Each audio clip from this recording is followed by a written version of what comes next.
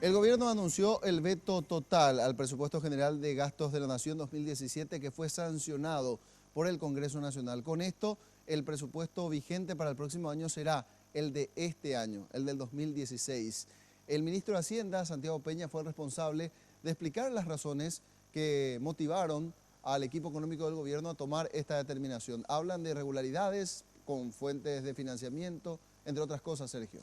Efectivamente, hay varios cuestionamientos que hace el Poder Ejecutivo al Congreso Nacional y bajo este presupuesto aprobado en el Senado, este presupuesto que según dijo el ministro Santiago Peña de Hacienda, está violando varias leyes como la de responsabilidad fiscal, la de administración financiera y no existe fondos o fuentes de financiamiento principalmente para cubrir los gastos rígidos donde se hicieron aumentos según Peña y también los aumentos salariales para médicos y docentes. Esto significa que este presupuesto, el actual del 2016, estaría rigiendo ya a partir del 1 de enero del año que viene y se van a estar dando negociaciones para haber presupuestos, ampliaciones presupuestarias o de lo contrario esperar hasta que el Congreso dé su rechazo o su aceptación de este veto. En el caso de quedar aceptado el veto, van a tener que durante el año hacer algunos ajustes y en el caso de que se rechace quedaría ya vigente el presupuesto aprobado por la Cámara de Senadores. También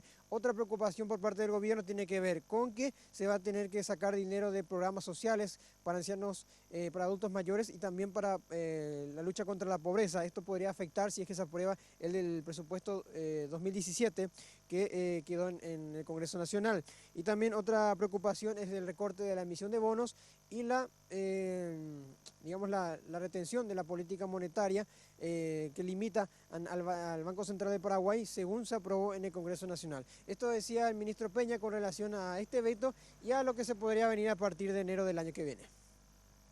En un 80% representan deudas contraídas anteriormente a este gobierno, no son deudas de este gobierno, son de gobiernos anteriores, es un elemento de enorme preocupación. Y justamente eso es lo que nosotros estamos hoy resolviendo con esta decisión. Nosotros estamos diciendo de que el servicio de la deuda tiene que estar incorporado en el proyecto del año 2016, en la ley del año 2016 está incorporado, entonces con este veto se estaría subsanando esa dificultad. Por ejemplo, como había mencionado, el aumento del salario mínimo no estaba considerado en el proyecto que fue aprobado por el Congreso hace unos días nada más.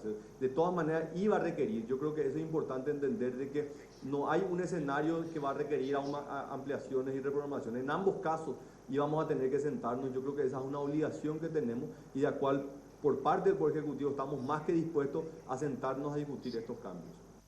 Inmediatamente de quedar oficializada en el Congreso la entrega del veto total al presupuesto por parte del gobierno, ya la Comisión Permanente del Congreso convocó a una sesión para mañana donde se va a tratar o a definir una sesión extraordinaria en el Congreso Nacional, en Cámara de Diputados específicamente para debatir la aceptación o el rechazo al veto del Poder Ejecutivo. Esto decía el presidente actual de esta comisión, Ariel Oviedo. Bueno, a partir de ahí va a ser la Comisión Permanente la que defina los procedimientos a seguir, ¿verdad? Evidentemente me refiero a las convocatorias del Pleno de la Cámara de Diputados y de Senado. ¿Qué pasa si no los integrantes de la comisión no admiten, digamos, este documento?